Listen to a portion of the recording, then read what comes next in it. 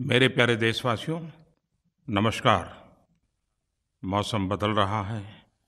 इस बार गर्मी भी बहुत रही, लेकिन अच्छा हुआ कि वर्षा ऋतु समय पर अपने नक्शे कदम पर आगे बढ़ रहा है। देश के कई भागों में झमाझम बारिश से मौसम सुहाना हो गया है। बारिश के बाद ठंडी हवाओं में पिछले दिनों की गर्मी से राहत का अनुभव हो रहा है। और हम सब ने देखा है कि जीवन में कितनी आपाधापी हो, कितना ही तनाव हो, व्यक्तिगत जीवन हो, सार्वजनिक जीवन हो, बारिश का आगमन ही हमारी मनस्थिति को बदल देता है। आज भगवान जगन्नाथ जी की रथ यात्रा देश के कई भागों में बहुत ही श्रद्धा और उल्लासपूर्वक देशवासी मनाते हैं। अब तो विश्व के भी कुछ भागों में भगवान जगन्नाथ जी की रथ यात्रा का उत्सव संपन्न होता है। और भगवान जगन्नाथ जी के साथ देश का गरीब जुड़ा हुआ है। जिन लोगों ने डॉक्टर बाबा साहब आम्बेडकर का अध्ययन किया होगा, उन्होंने देखा होगा कि भगवान जगन्नाथ जी का मंदिर और उसकी परंपराओं की वो बड़ी तारीफ करते थे, क्योंकि उसमें सामाजिक न्याय, सामाजिक समरसता अंतर्निहित थे। भगवान जगन्नाथ गरीबों का देवता है।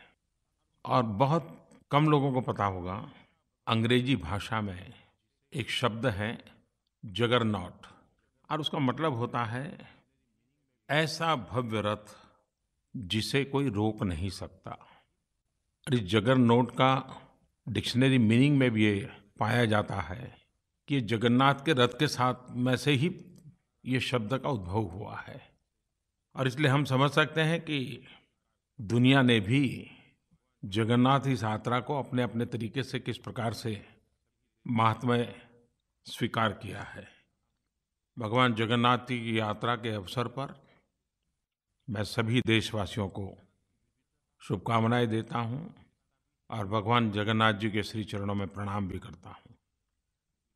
भारत की विविधता ये इसकी विशेषता भी है। भारत की विविधता ये भारत की शक्ति भी है।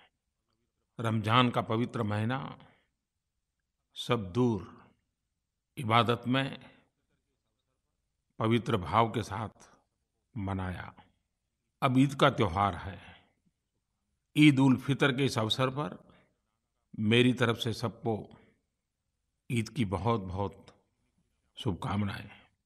रमज़ान महीना पुण्य दान का महीना है, खुशियों को बांटने का महीना है। और जितनी खुशियां बांटते हैं उतनी खुशियां बढ़ती हैं। आइए हम सब मिल करके इन पवित्र उत्सवों से प्रेरणा लेकर के खुशियों के खजाने को बांटते चले, देश को आगे बढ़ाते चले। रमज़ान के इस पवित्र महीने में उत्तर प्रदेश के बिजनौर के मुबारकपुर गांव की एक बड़ी प्रेरक घटना मेरे सामने आई। करीब 3,500 हमारे मुसलमान भाई बहनों के परिवार वहाँ उस छोटे से गांव में बसते हैं। एक प्रकार से ज़्यादा आबादी हमारे मुस्लिम परिवार के भाइयों बहनों की है। इस रमज़ान के अंदर गांव वालों ने मिलकर के शौचालय बनाने का निर्णय किया। और इस व्यक्तिगत शौचालय के अंदर सरकार की तरफ से भी सहायता मिलती है। और उस सहायता की राशि करीब 17 लाख रुपये उनको दी गई। आपको जानकर के सुखद आश्चर्य भी होगा, आनंद होगा। रमज़ान के इस पवित्र महीने में सभी मुसलमान भाइयों बहनों ने सरकार को ये 17 लाख रुपये वापस लौटा दिए और ये कहा कि हम हमारा शौचालय हमारे परिश्रम से, हमारे पैसों से बनाएंगे। ये 17 लाख रुपये आप गांव की अन्य सुविधाओं के लिए खर्च कीजिए। मैं मुबारकपुर के सभी ग्रामजनों को रमज़ान के इस पवित्र अवसर को समाज की भलाई के अवसर में पलटने के लिए बधाई देता हूँ। उनकी एक-एक चीज़ भी बड़ी ही प्रेरक है। और सबसे बड़ी बात है, उन्होंने मुबारकपुर को खुले में शौच से मुक्त कर दिया। हम जानते हैं कि हमारे देश में 3 प्रदेश ऐसे हैं, सिक्किम, हिमाचल और केरल। वो पहले ही खुले में शौच से मुक्त घोषित हो चुके हैं। इस सप्ताह उत्तराखंड और हरियाणा भी ओडीएफ घोषित हुए। मैं इन 5 राज्यों के प्रशासन को, शासन को और जनता जनार्दन को विशेष रूप से आभार प्रकट करता हूँ इस कार्य को परिपूर्ण करने के लिए। हम भली-भांति जानते हैं कि व्यक्ति के जीवन में, समाज के जीवन में कुछ भी अच्छा करना है तो बड़ी कड़ी मेहनत करनी पड़ती है। अगर हमारे हैंडराइटिंग खराब है, अगर उसको ठीक करना है तो लंबे अरसे तक बहुत जागरूक रह करके प्रयास करना पड़ता है, तब जाकर के शरीर की, मन की आदत बदलती है। स्वच्छता का भी विषय ऐसा ही है। ऐसी बुरी आदतें हमारे स्वभाव का हिस्सा बन गई हैं, हमारी आदतों का हिस्सा बन गई हैं कि इससे मुक्ति पाने के लिए अविरत रूप से हमें प्रयास करना ही पड़ेगा। हर किसी का ध्यान आकर्षित करना ही पड़ेगा। अच्छी प्रेरक घटनाओं का बार-बार स्मरण भी करना पड़ेगा। और मुझे खुशी है कि आज स्वच्छता ये सरकारी कार्यक्रम नहीं रहा है। ये जन समाज का, जन सामान्य का एक आंदोलन बनता चला जा रहा है। और शासन में बैठे हुए लोग भी जब जनभागीदारी से इस काम को आगे बढ़ाते हैं तो कितनी ताकत बढ़ जाती है। पिछले दिनों एक बहुत ही उत्तम घटना मेरे ध्यान में आई जो मैं आपके सामने ज़रूर कहना चाहूँगा। ये घटना है आंध्र प्रदेश के विजयनगरम जिले की। वहाँ के प्रशासन ने जन भागीदारी से एक बड़ा काम हाथ में लिया। 10 मार्च सुबह 6 बजे से लेकर के 14 मार्च सुबह 10 बजे तक 100 घंटे का नॉन स्टॉप अभियान। और लक्ष्य क्या था? 100 घंटे में 71 ग्राम पंचायतों में 10,000 घरेलू शौचालय बनाना। और मेरे प्यारे देशवासियों, आप जानकर के खुश हो जाएंगे कि जनता जनार्दन ने और शासन ने मिल करके 100 घंटे में 10,000 शौचालय बनाने का काम सफलतापूर्वक पूर्ण कर दिया। 71 गांव ओडीएफ हो गए। मैं शासन में बैठे हुए लोगों को, सरकारी अधिकारियों को और विजयनगरम जिले के उन गांव के नागरिकों को बहुत-बहुत बधाई देता हूं कि आपने परिश्रम की पराकाष्ठा करते हुए बड़ा प्रेरक उदाहरण प्रस्तुत किया है। इन दिनों मन की बात में लगातार मुझे जनता जनार्दन की तरफ से सुझाव आते रहते हैं। नरेंद्र मोदी ऐप पर आते रहते हैं, माइगोव पर आते हैं, चिट्ठियों से आते हैं, आकाशवाणी पे आते हैं। श्रीमान प्रकाश त्रिपाठी ने इमरजेंसी को याद करते हुए लिखा है कि 25 जून को लोकतंत्र के इतिहास में एक काला कालखंड के रूप में उन्होंने प्रस्तुत किया है। प्रकाश त्रिपाठी जी की लोकतंत्र के प्रति ये जागरूकता सराहनीय है। और लोकतंत्र एक व्यवस्था ही है ऐसा नहीं है, वो एक संस्कार भी है। Eternal vigilance is the price of liberty. लोकतंत्र के प्रति नित्य जागरूकता जरूरी होती है। और इसलिए लोकतंत्र को आघात करने वाली बातों को भी स्मरण करना होता है और लोकतंत्र की अच्छी बातों की दिशा में आगे बढ़ना होता है। 1975 25 जून वो ऐसी काली रात थी जो कोई भी लोकतंत्र प्रेमी भुला नहीं सकता है, कोई भारतवासी भुला नहीं सकता है। एक प्रकार से देश को जेल खाने में बदल दिया गया था, विरोधी स्वर को दबोच दिया गया था। जयप्रकाश नारायण सहित देश के गणमान्य नेताओं को जेलों में बंद कर दिया था। न्याय व्यवस्था भी आपातकाल के उन भयावह रूप की छाया से बच नहीं पाई थी। अखबारों को तो पूरी तरह बेकार कर दिया गया था। आज के पत्रकारिता जगत के विद्यार्थी, लोकतंत्र में काम करने वाले लोग उन काले कालखंड को बार-बार स्मरण करते हुए लोकतंत्र के प्रति जागरूकता बढ़ाने के निरंतर प्रयास करते रहे हैं और करते भी रहने चाहिए। उस समय अटल बिहारी वाजपेयी जी भी जेल में थे। जब आपातकाल को 1 वर्ष हो गया तो अटल जी ने एक कविता लिखी थी और उन्होंने उस समय की मनस्थिति का वर्णन अपनी कविता में किया है। झुलसाता जेठ मास शरद चांदनी उदास। झुलसाता जेठ मास, शरद चांदनी उदास। सिसकी भरते सावन का, अंतर्गट रीत गया। एक बरस बीत गया, एक बरस बीत गया। सिखचों में सिमटा जग, किंतु विकल प्राण विहग। सिखचों में सिमटा जग, किंतु विकल प्राण विहग। धरती से अंबर तक, धरती से अंबर तक, गूंज मुक्ति गीत गया। एक बरस बीत गया, एक बरस बीत गया। पथ निहारते नयन, गिनते दिन पल छिन। पथ निहारते नयन, गिनते दिन पल छिन।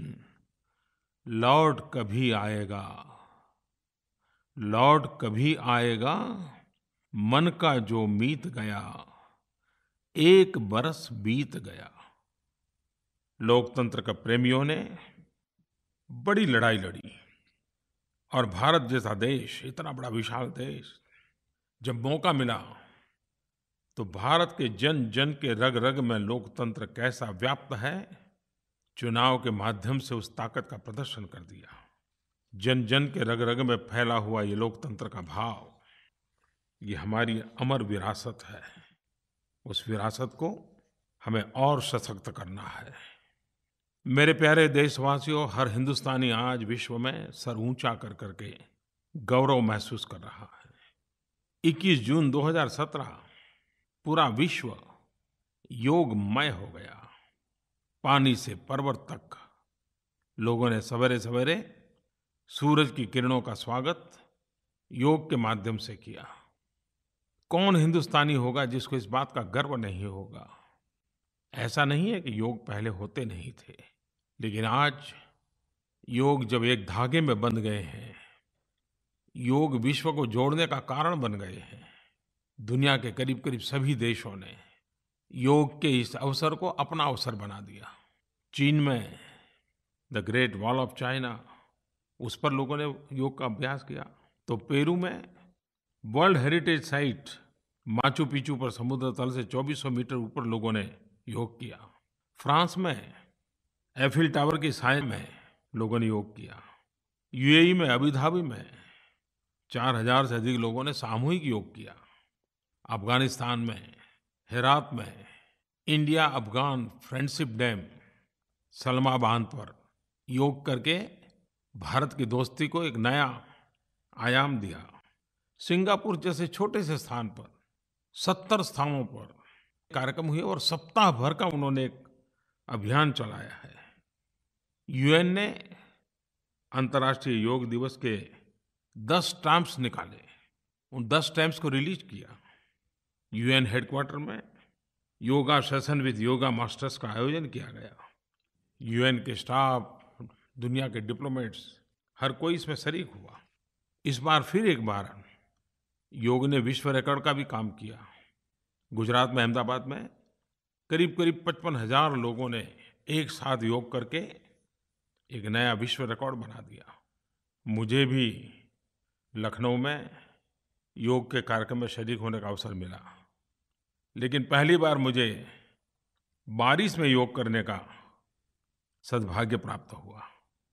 हमारे सैनिकों ने जहाँ -20, 25, 40 डिग्री टेम्परेचर होता है, उस सियाचिन में भी योग किया। हमारे आर्म फोर्सेस हो, बीएसएफ हो, आईटीबीपी हो, सीआरपीएफ हो, सीआईएसएफ हो, हर कोई अपनी ड्यूटी के साथ साथ योगा को अपना हिस्सा बना दिया है।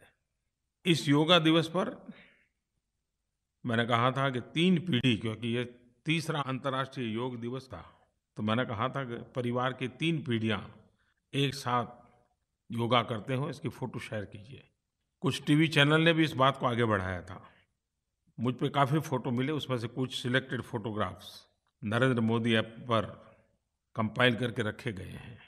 जिस प्रकार से पूरे विश्व में योग की चर्चा हो रही है, उसमें एक बात अच्छी उभर करके आ रही है कि योग से आज की जो हेल्थ कॉन्शियस सोसाइटी है, वो फिटनेस से अब वेलनेस की ओर जाने की दिशा में कदम रख रही हैं और उनको लग रहा है कि फिटनेस का महत्व ही है, लेकिन वेलनेस के लिए योग उत्तम मार्ग है। रिस्पेक्टेड प्राइम मिनिस्टर सर, मैं डॉक्टर अनिल सोनारा अहमदाबाद गुजरात से बोल रहा हूँ। सर, मेरा एक सवाल है कि रिसेंटली केरला में हमने आपको सुना था कि डिफरेंट डिफरेंट प्लेसेस पे जो बुके एज अ गिफ्ट हम देते हैं, उसकी जगह काइंड ऑफ गुड बुक्स हमको देनी चाहिए एज अ मोमेंटो। इस चीज़ का आपने शुरुआत गुजरात में अपने कार्यकाल में भी करवाया था सर, लेकिन अभी इन रिसेंट डेज हमें ये ज़्यादा देखने को नहीं मिल रहा है। So can we do something? हम क्या इस चीज़ के बारे में कुछ कर नहीं सकते जिससे देशव्यापी तौर पे इस चीज़ का इम्प्लीमेंटेशन हो सके सर? पिछले दिनों मुझे एक बहुत ही मेरे प्रिय कार्यक्रम में जाने का अवसर मिला। केरल में अच्छा कार्यक्रम चलता है कुछ वर्षों से, पीएन पनिकर फाउंडेशन के द्वारा चलता है, और लोगों को किताबें पढ़ने की आदत बने, लोग किताब पढ़ने की ओर जागरूक हो, इसलिए reading day, reading month celebration किया जाता है। तो मुझे उसके शुभारंभ में जाने का मौका मिला और वहाँ मुझे ये भी बताया गया कि हम बुके नहीं बुक देते हैं। मुझे अच्छा लगा और मुझे भी जो चीज़ मेरे ध्यान से हट गई थी उसका पुनः स्मरण हो गया, क्योंकि जब मैं गुजरात में था तो मैंने सरकार में एक परंपरा बनाई थी कि हम बुके नहीं देंगे, बुक देंगे या तो हाथ रुमाल, हैंडकरचीफ, उसी से स्वागत करेंगे, और खादी का हैंडकरचीफ, ताकि खादी को भी बढ़ावा मिले। जब तक मैं गुजरात में था हम सब की आदत बन गई थी, लेकिन यहाँ आने के बाद मेरी वो आदत छूट गई थी। लेकिन केरल गया तो फिर से एक बार वो जागरूक हो गई और मैंने तो अभी सरकार में फिर से नीचे सूचना देना भी शुरू कर दिया है। हम भी धीरे-धीरे एक स्वभाव बना सकते हैं और बुके का आयुष बहुत कम होती है। एक बार हाथ में लिया फिर छोड़ देते हैं, लेकिन अगर बुक देते हैं तो एक प्रकार से घर का हिस्सा बन जाता है, परिवार का हिस्सा बन जाता है। खादी का रुमाल दे करके भी स्वागत करते हैं तो कितने गरीब लोगों को मदद मिलती है, खर्चा भी कम हो जाता है और स्थायी रूप से उसका उपयोग भी होता है। और जब मैं ये बात कह रहा हूँ तो ऐसी चीज़ों का कितना ऐतिहासिक मूल्य होता है। मैं गत वर्ष जब यूके गया था तो लंदन में ब्रिटेन की क्वीन एलिजाबेथ ने मुझे भोजन पे निमंत्रित किया था। एक मातृ सहज वातावरण था, बड़े प्यार से उन्होंने भोजन भी कराया, लेकिन बाद में उन्होंने मुझे एक बड़े ही आदर के साथ भावात्मक स्वर में एक छोटा-सा खादी का और धागे से बुना हुआ एक हैंडकरचीफ दिखाया और उनकी आँखों में चमक थी। उन्होंने कहा कि जब मेरी शादी हुई थी तो ये हैंडकरचीफ महात्मा गांधी ने मुझे भेंट में भेजा था, शादी की शुभकामना के रूप में। कितने साल हो गए, लेकिन क्वीन एलिजाबेथ ने महात्मा गांधी के द्वारा दिया हुआ ये हैंडकरचीफ संभाल के रखा हुआ है। और मैं गया तो उन्होंने, इस बात का बड़ा आनंद था कि वो मुझे वो दिखा रही थी, और जब मैं देख रहा तो उनका आग्रह रहा कि नहीं मैं उसको छू करके देखूं। महात्मा गांधी की एक छोटी सी भेंट उनके जीवन का हिस्सा बन गया, उनके इतिहास का हिस्सा बन गया। मुझे विश्वास है कि ये आदतें रातों रात नहीं बदलती हैं और जब कभी ऐसी बात करते हैं तो आलोचना भी स्वीकार करना होता है, लेकिन उसके बावजूद भी ऐसी बातें करते रहनी चाहिए, प्रयास रहना चाहिए। अब मैं ये तो नहीं कह सकता हूँ कि मैं कहीं जाऊँगा और कोई भूखे लेके आ जाएगा तो उसको मना कर दूँगा, ऐसा तो नहीं कर पाऊँगा। लेकिन फिर भी आलोचना भी होगी, लेकिन बात करते रहेंगे तो धीरे-धीरे सुधार भी होगा। मेरे प्यारे देशवासियों, प्रधानमंत्री के नाते अनेक प्रकार के काम रहते हैं, फाइलों में डूबे रहते हैं, लेकिन मैंने मेरे लिए एक आदत विकसित की है कि मुझे जो चिट्ठियाँ आती हैं उसमें से रोज़ाना कुछ चिट्ठियाँ मैं पढ़ता हूँ और उसके कारण मुझे सामान्य मानवी से जुड़ने का एक अवसर मिलता है। भांति-भांति की चिट्ठियाँ आती हैं, अलग-अलग प्रकार के लोग चिट्ठियाँ लिखते हैं। इन दिनों एक ऐसी चिट्ठी मुझे पढ़ने का अवसर मिला, मुझे लगता है कि मुझे ज़रूर आपको बताना चाहिए। दूर-सुदूर दक्षिण में तमिलनाडु में मदुराई की एक हाउसवाइफ अरुल मोजी सर्वनन, उन्होंने मुझे एक चिट्ठी भेजी और चिट्ठी क्या थी? उन्होंने लिखा कि मैंने अपने परिवार में बच्चों की पढ़ाई वगैरह के ध्यान में रख के कुछ न कुछ इकोनॉमिकल एक्टिविटी करने की दिशा में सोचा, परिवार को थोड़ी आर्थिक मदद हो जाए। तो मैंने मुद्रा योजना से बैंक से पैसे लिए और बाज़ार के कुछ सामान ला कर के सप्लाई करने की दिशा में कुछ काम शुरू किया। इतने में मेरे ध्यान में आया कि भारत सरकार ने गवर्नमेंट ई मार्केट प्लेस नाम की कोई एक व्यवस्था खड़ी की है। तो मैंने ढूंढा ये क्या है, कुछ लोगों से पूछा, तो मैंने खुद को भी उसमें रजिस्टर करवा दिया। मैं देशवासियों को बताना चाहता हूँ, आपको भी मौका मिले तो आप इंटरनेट पर ई-जेम, EGEM उसकी विजिट कीजिए। एक बड़ी नए प्रकार की व्यवस्था है। जो भी सरकार में कोई चीज़ सप्लाई करना चाहता है, छोटी-छोटी चीज़ें भेजना चाहता है, बिजली के बल्ब भेजना चाहता है, डस्टबिन भेजना चाहता है, झाड़ू भेजना चाहता है, चेयर भेजना चाहता है, टेबल भेजना चाहता है, बेचना चाहता है, वो उसमें अपना नाम रजिस्टर करवा सकता है। वो क्या क्वालिटी का माल है उसके पास, वो उसमें लिख करके रख सकता है। कितने में वो बेचेगा, वो लिख सकता है। और सरकार के डिपार्टमेंट को कंपल्सरी है कि उन्होंने उस पर विजिट करना होगा, देखना होगा कि ये सप्लाई करने वाले क्वालिटी कॉम्प्रोमाइज़ न करते हुए सस्ते में कौन पहुंचाता है, और फिर उसको ऑर्डर करना होता है। और इसके कारण बिचौलिए ख़त्म हो गए, सारी ट्रांसपेरेंसी आ गई, इंटरफेस नहीं होता है, टेक्नोलॉजी के माध्यम से ही सब होता है। तो ई-जेम के अंदर जो लोग रजिस्ट्री करवाते हैं, सरकार के सभी डिपार्टमेंट उसको देखते रहते हैं। बीच में बिचौलिए नहीं होने के कारण चीज़ें बहुत सस्ती मिलती हैं। अब ये अरुल मोजी मैडम ने सरकार की इस वेबसाइट पे वो जो सामान दे सकती हैं उसका सारा रजिस्ट्री करवा दी। और मज़ा ये है कि उन्होंने मुझे जो चिट्ठी लिखी है वो बड़ी इंटरेस्टिंग है। उन्होंने लिखा कि एक तो मुझे मुद्रा से पैसे मिल गए, मेरा कारोबार शुरू हो गया, ई-जेम के अंदर मैं क्या दे सकती हूँ वो सारी सूची रख दी, और मुझे प्रधानमंत्री कार्यालय से ऑर्डर मिला, पीएमओ से। अब मेरे लिए भी नई खबर थी, पीएमओ ने क्या मंगवाया होगा। तो उसने लिखा है कि पीएमओ ने मेरे से 2 थर्मोस खरीदे और 1600 रुपया के मुझे पेमेंट भी मिल गया। ये है एम्पावरमेंट, ये है एंटरप्रेन्योरशिप को बढ़ावा देने का अवसर। शायद अरुण मोदी जी ने मुझे चिट्ठी न लिखी होती तो मेरा भी शायद इतना ध्यान नहीं गया होता कि ई-जेम की व्यवस्था से दूर सुदूर एक गृहिणी छोटा सा काम कर रही है, उसका माल प्रधानमंत्री कार्यालय तक खरीदा जा सकता है। यही देश की ताकत है। इसमें ट्रांसपेरेंसी भी है, इसमें एम्पावरमेंट भी है, इसमें एंटरप्रेन्योरशिप भी है। Government e market place, GEM मैं जरूर चाहूँगा कि जो इस प्रकार से सरकार को अपना माल बेचना चाहते हैं उससे ज़्यादा से ज़्यादा जुड़े।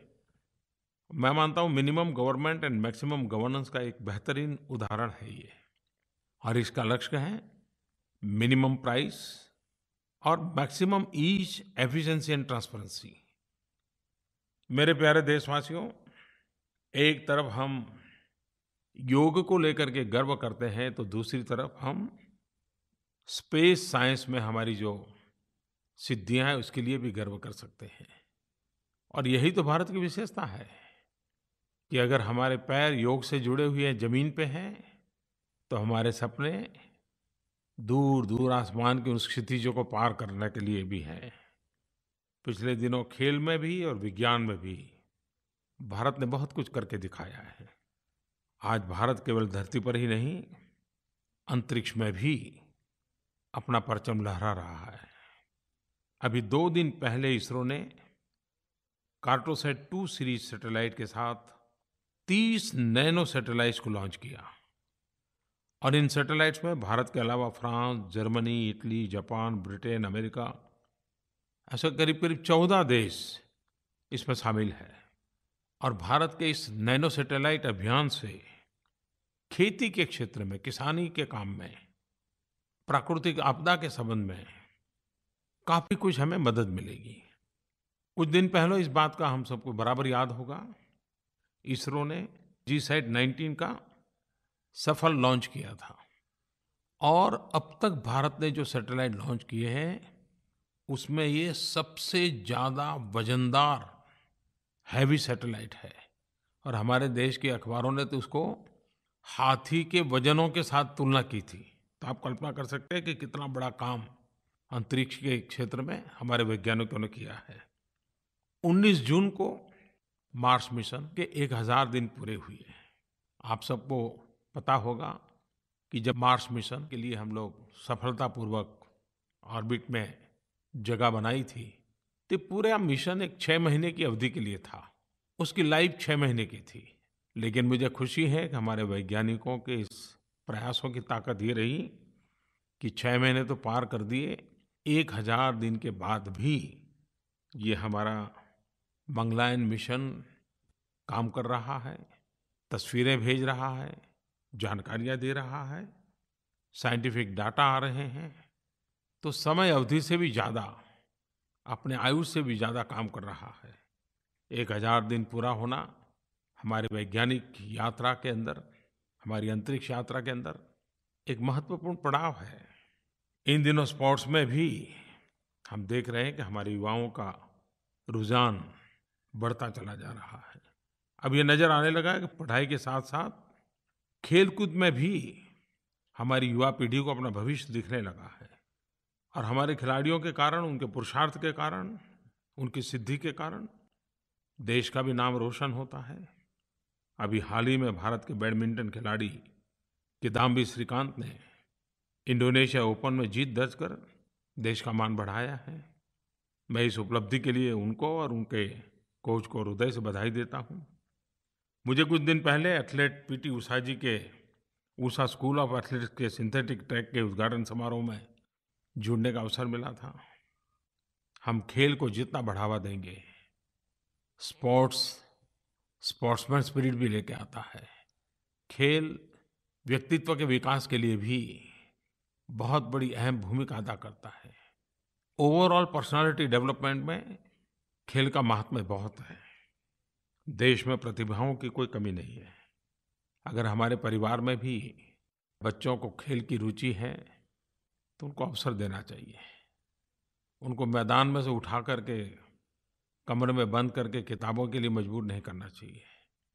वो पढ़ाई भी करें, उसमें भी आगे बढ़ सकता है तो बढ़े, लेकिन अगर खेल में उसका सामर्थ्य है, रुचि है, तो स्कूल, कॉलेज, परिवार, आसपास के लोग, हर किसी ने उसको बल देना चाहिए, प्रोत्साहित करना चाहिए। अगले ओलंपिक के लिए हर किसी ने सपने संजोने चाहिए। फिर एक बार मेरे प्यारे देशवासियों, वर्षा ऋतु, लगातार उत्सवों का माहौल, एक प्रकार से ये कालखंड की अनुभूति नई होती है। मैं फिर एक बार आप सबको शुभकामनाएं देते हुए अगले मन की बात के समय फिर कुछ बातें करूँगा। नमस्कार।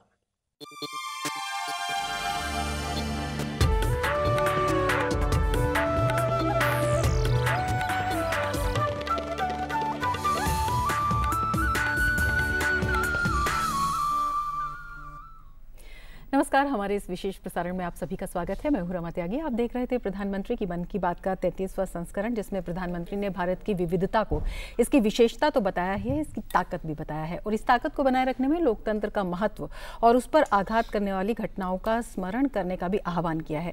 साथ ही लोकतंत्र